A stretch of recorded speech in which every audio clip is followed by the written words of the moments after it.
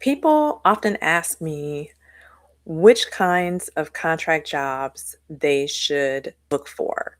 And the answer is it depends.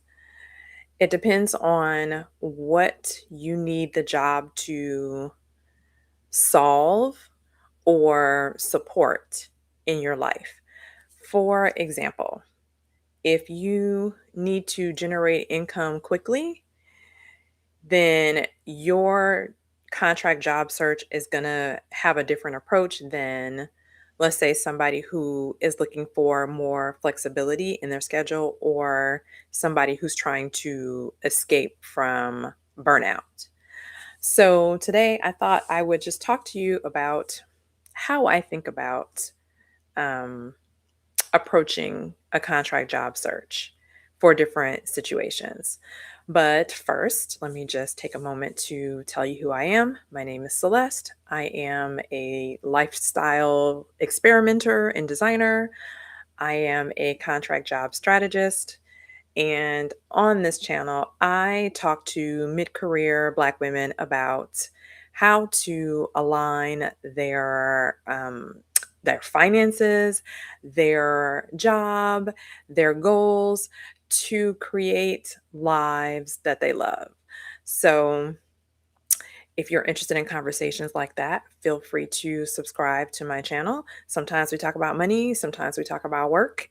Today, we're going to be talking about contract jobs. And let me get started.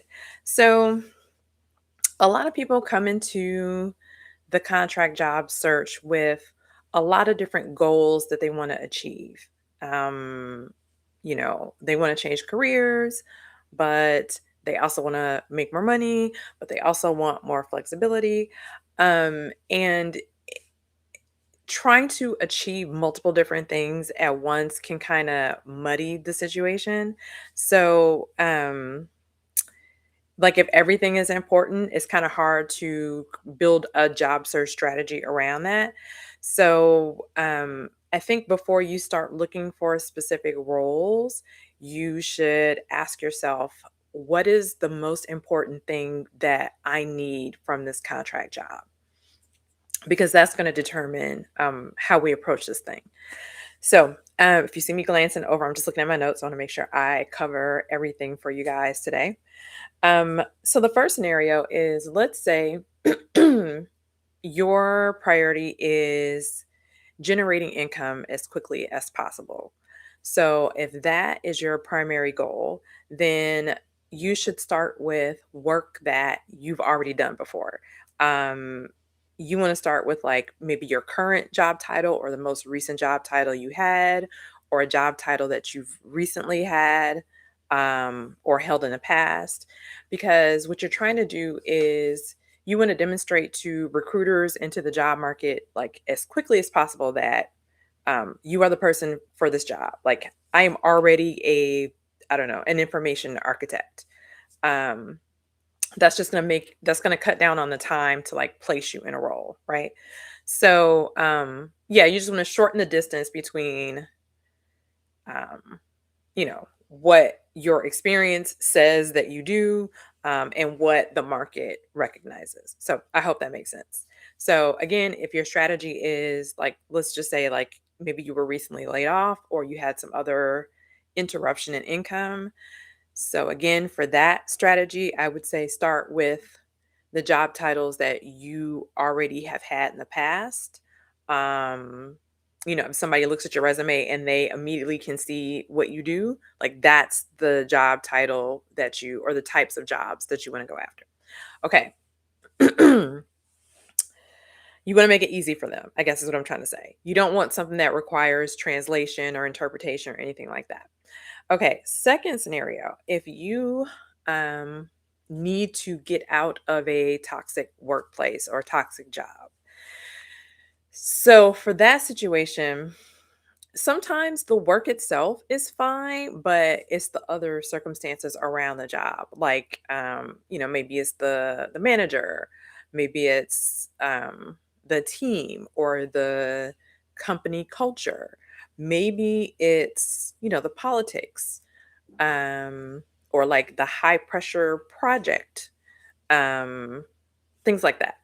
So in that case, what you can do is like the title itself might be fine. You just want to take it to a different environment.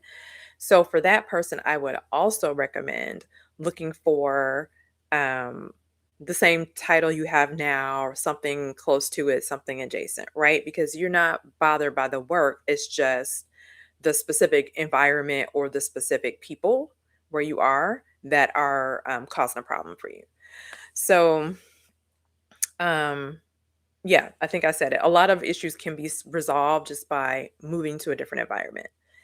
Now, even in a contract job search, I know I talk about a lot about like, how you can stay out of the fray with the office politics and all that kind of stuff as a contractor. But if you are, again, if your reason for leaving is you're trying to get out of some place that's toxic, you still may want to do a bit of screening in your job search for, maybe the specific things that are contributing to the toxicity. So, for example, you might look for language in the job posts. Like, I'll give an example of something that's like a red flag. If maybe you're being micromanaged and that's what's bothering you. And so if you see a job post that talks about, working closely with the manager, reporting in directly to whomever, that might be a red flag. Whereas maybe a job post that says works independently or something like that might be something you want to gravitate toward. Um, Another thing is like maybe the toxicity is driven by something specific that's happening at your organization. Like maybe there's a brand new CEO that just came in and everybody is just like, you know, running around trying to impress this person and creating stress for you in the process, something like that. You might look for a company or a different environment where they have stable leadership and the profits are good, and there's like no reason that the CEO would be replaced anytime soon. Stuff like that. So that's just kind of how you might want to screen, even as a contractor. Okay, the third situation is if you need to recover from burnout or you're just looking for a role to kind of, reduce the amount of burnout that you might experience, then you want to make sure that you don't recreate the same situation in the new place. You don't want to recreate the same workload. So, in that situation, I would first get really clear about like what the source of the burnout is. Um, and I'm gonna read this quote. I borrowed this from Gary Keller from a book called The One Thing. And the question to ask yourself is, what is the one thing that could change about this job such that everything else would be easier or more tolerable? So it could be the level of seniority or responsibility or decision making that you have that's the source of the burnout. It could be the level of visibility. Maybe you're on a really high priority project. It could be the pace. It could be I the cult of personality. Um, like maybe there's nothing worse than being in a workplace where performance doesn't matter. It's just all about being liked or impressed, liked by or impressing, a certain person, the hippo, the highest paid person in the room, or the CEO or whomever, right? Because you can't like how do you yeah, it's that one drives me crazy. Like if the results don't matter, then like what can I do? So, yeah, that was just my little personal example. Another one is like the emotional load of the job. So, if you are constantly being asked to, you know, suppress your needs or, um, just do things that you are not really what you want to do, but you're being told that like, "Oh, it's for the kids or it's for the community or whatever." Like all of that is like emotional labor, right? Um and that takes a toll, right? So I got to not only just do my job, but I got to do this extra and go, in my pocket or, pull from my personal time or my personal energy or whatever because like for the cause or for whatever. So that's just an example of like an emotional load that might lead to burnout. And it could be just for the team, like it's not just nonprofit situations, but it could be like you know y- you're invested, emotionally invested in the success of the team, and so that may cause you to um let people kind of violate your boundaries. So, anyway, enough on that. Okay. So, in that situation, I would ask myself, um, what am I qualified for? Like, what kind of contract job am I qualified for that will not recreate this situation that I'm trying to leave? And that might mean looking for, obviously maybe a lower seniority role, um, a role with like less management responsibility, like maybe I just don't want to manage other people, or maybe a situation where there are fewer stakeholders or different constituents or customers that you serve, or a different funding source. Like maybe you're tired of the crazy like pressure to fundraise like maybe the doors are in danger of closing at the end of every single quarter and everybody acts crazy and it's causing you stress, right?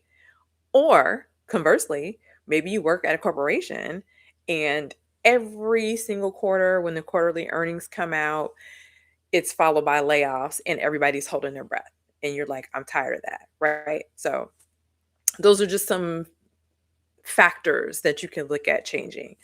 Um, Better defined responsibilities. So, for example, maybe a more mature organization that has figured things out, and has structures and resources and teams in place might do things more efficiently and you might have a more manageable workload than some company that is new to whatever it is and trying to figure it out. And by trying to figure it out, that means you are the one trying to figure it out. So yeah, those are just some things to think about. Already talked about going one level down in your like the job title. Um, and then one tip that love, I love a specialized individual contributor role because I don't have to manage anybody, but the pay is still good because it's like specialized knowledge or a specialized skill. So that's a little tip. Okay. If you are looking at contract jobs right now, um, what problem do you want to solve the most by getting a contract job or getting your next contract job? Let me know in the comments. It could be one of the scenarios I listed so far, or it might be one that I have coming up next. So, either way, leave a comment and let me know. All right. So, the next situation um, is career change. So, I get a lot of career changers, um, as clients or just people I know. You get to a certain point in life and you're like, I just want to do something different, for whatever reason. And if that is your priority in the job search, I would say like the most important thing is like you want to search for the title that you want, right? That's how you approach it. Everything is sort of directed toward the title that you want. But if there is maybe that's too far of a leap from where you are and what your current experience and skills, qualifies you for. And, in that case, you might have to um, put some things in place to kind of get you there. Maybe it's kind of a job in between where you are and where you want to go. Maybe it's some training or a project or, some other things. That's sort of career change is more of like it's more involved. So I don't want to get too deep into that in this video, but um I have a video called How to Change Careers in Your 40s and 50s Without Starting Over. And even if you're not in your 40s and 50s, it's still a good video for you to watch. It's an interview I did with a career coach named Dr. Kenya Reed, and I'll link that for you in the description. And that will give you much more information on changing careers, and it's um, relevant for even for contract jobs as well. Okay, so let me see. Yeah, that's it on that one. The next one is if flexibility is the top thing that you are looking for in your contract job search. And so that could be flexibility in, if it's remote or if it's hybrid, or it could be you just want a situation where you can actually take time off and not have people be able to say no to it.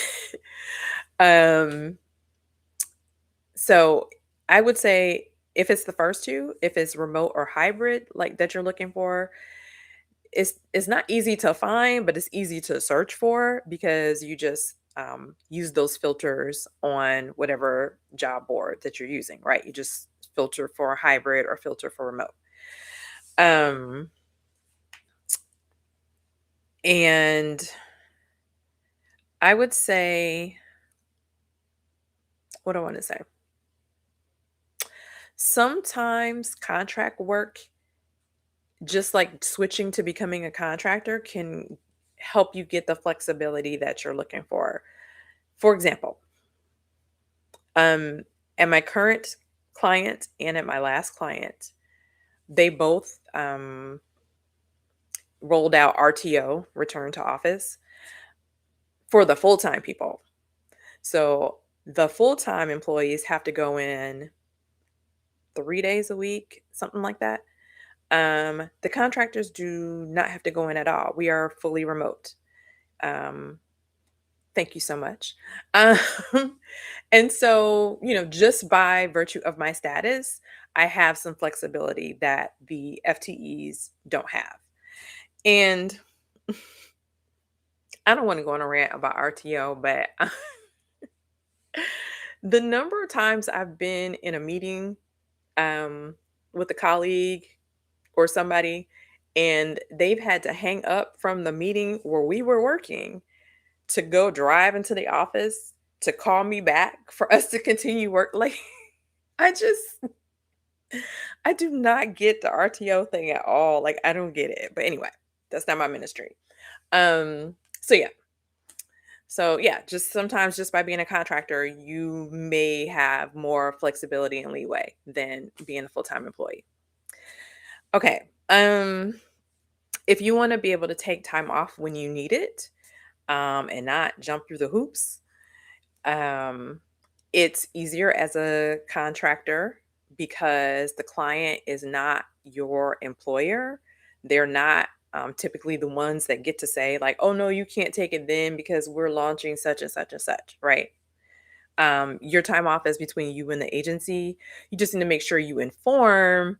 And, if there's any like handoff plans or stuff like that, have that in place. But it's not a situation where like somebody is stamping your time off or like dictating it, your use of it the way that I've often heard. Well, I've experienced it myself, but like the horror stories I hear from friends, from people about like just trying to use PTO, it's like, y'all remember that episode of Seinfeld where he had the car reservation, the rental car reservation, but then when he got there, they didn't have any cars. And he's like, you know how to take the reservation, you just don't know how to hold the reservation. And really it's the holding. That's the important part. That's how I feel about PTO as a full-timer. Like, I have the PTO, but I can't use the PTO. And really the using the PTO is the important part. So anyway. Okay. Um, so now I will say it depends on your agency whether your time off that you take is paid or not. Like it depends on what, what benefits they offer in that regard. But just as far as the ability to take the time, that may be easier as a contractor. So, okay, next. If you've got a side hustle or a, fledgling business, or maybe it's an up and running business, but things may not be steady for whatever reason, the economy or whatever. And so you have some money coming in, but it's not as stable as you would like it to be. So you're thinking about a contract job to kind of help supplement that or offset it. You want to look for um, a job that you can do easily, that's not going to consume all of um, your capacity, because you still want to come home in the evening and work on your business. So that may mean searching for a job that you've done before, your most recent title, um, whatever you're doing in your business. Potentially, if you're doing some kind of accounting or bookkeeping or something, um, on a freelance or consulting basis, maybe you do that on a contract basis. Um, you just want something where you don't have like a steep learning curve, because this is really like a maintenance job, right? You just want to do your job, get paid, something you can do well, right? Get paid for it, and then still, like I said, have the bandwidth to go home and work on your other things on the side. So that's how I would think about that. So next, let's just walk through like a quick example. And if anybody watching has comments or questions, let me know. Let's just walk through a quick example of like how the same person would approach a contract job search differently depending on what their goals are. So let's take Sheila. So Sheila is a project manager. If, let's say, Sheila was recently laid off, and so her priority is that she needs to generate income quickly. So Sheila is going to apply for project manager contract jobs. She might apply for project coordinator, or program manager or something adjacent, but she's going to stay in that same lane that she's in, where she already has some experience. I mean, where she already has experience. And it's obvious that she is qualified for those roles. Okay. Now, if Sheila is like, oh my God, these people are on my nerves, it's too much work, my hair's falling out, I still need money, but I can't take the stress. In that case, Sheila might look for project coordinator, because it's a level down from project manager, project specialist, project analyst, things that are related and adjacent. Project analyst is an interesting one because, and I don't know a lot about like the project management world, but um, I went from like being something else to being an analyst at one point in the past. And I liked it because it was a piece of my job that I was doing before I was an analyst. Like I was already doing the reporting and stuff in my other role, but I was doing it along with 20 other things. And as an analyst, I could kind of specialize and niche down and just do that part of it. Like, same skill set. I didn't have to retrain for anything, but I just kind of took one skill that I had and found a role that was just more specialized and more individual. So it just reduced, the workload. And it was more of like getting paid for being smart instead of getting paid for working hard. Um, in my case, I'm not saying I'm not saying that about the project management world at all. I'm speaking more about my situation. I went from a job that was like I was doing a lot of things, and that was the value, to a job where she can look at these numbers and make sense of what's going on and tell us what to do. And so that that was sort of, yeah, was being paid for being smart as opposed to working hard. So okay. Now let's go back to Sheila and say like, her dad is sick, and she just needs to be able, like, she still needs to make money, but she would love to be able to work remotely so she can go home and spend time with her dad and take him to doctor's appointments. So, in that case, she is just going to search for remote project manager roles, right? Um, it's really, I mean, that's all to it. Like she is searching for the flexibility first and foremost. And so that's how she's going to structure her job search. So, okay. So I hope that that made sense. Again, if you're trying to figure out which contract jobs to search for, just consider starting with what it is that you want to achieve or solve by, with this contract job that you're going after. And yeah, that's my framework for how I would approach it. So I'm gonna link to the book I mentioned, the one thing.